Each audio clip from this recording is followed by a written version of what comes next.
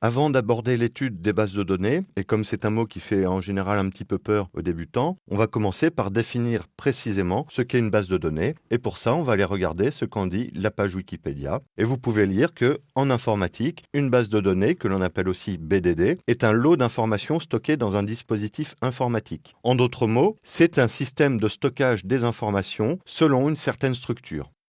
La structure de base des bases de données est une table dans laquelle on disposera de différents champs prédéfinis. Alors si on regarde ici un schéma de base de données, alors elle est un petit peu complexe.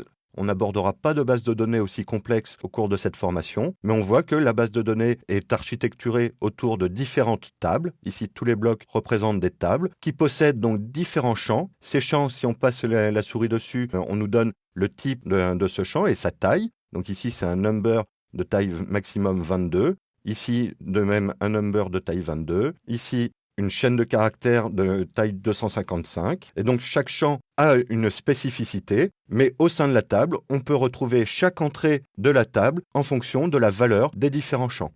Donc, quand on voudra entrer un champ dans une table, il faudra préciser tous les champs prévus. Et ensuite, à partir de cette entrée, on pourra relier avec d'autres tables ou juste faire des requêtes pour récupérer les entrées qui nous intéressent en fonction de certains critères. Alors ici, cette table est un peu complexe, je l'accorde, et donc on va pouvoir regarder celle-ci qui est un peu plus sommaire, et donc qui représente 3 tables dans la base de données. Une table avec un code d'activité et un nom d'activité, une autre avec le code d'activité, la date et un numéro de route, et enfin une troisième avec la date, un code d'activité et toujours le numéro de route.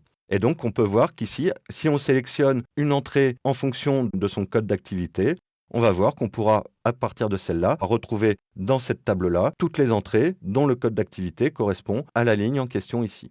Donc, pour essayer de résumer, une base de données est un ensemble de tables dans lesquelles vous déterminez les différents champs à connaître par rapport à une entrée donnée de la base, et vous pourrez ensuite utiliser des requêtes pour pouvoir récupérer la valeur de ces entrées.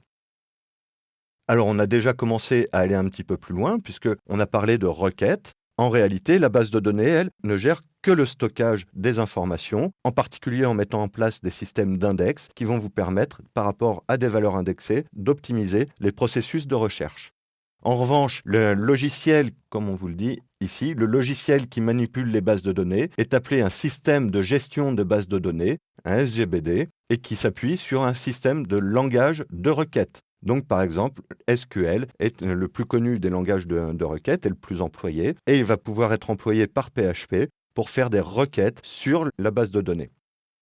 Dernière chose importante à savoir, c'est que la base de données est vraiment une entité autonome, c'est-à-dire qu'elle dispose de son propre serveur, et donc à chaque fois que vous allez faire des requêtes en PHP, vous allez devoir appeler le serveur de la base de données pour lui demander les informations.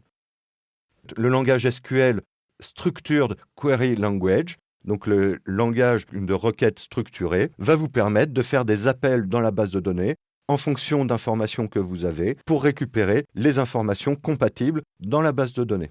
Et donc en particulier le SGBD que nous allons utiliser avec PHP et qui est probablement le plus commun est le SGBD MySQL, donc qui implémente le langage SQL et qui va permettre de créer une relation entre PHP et votre base de données.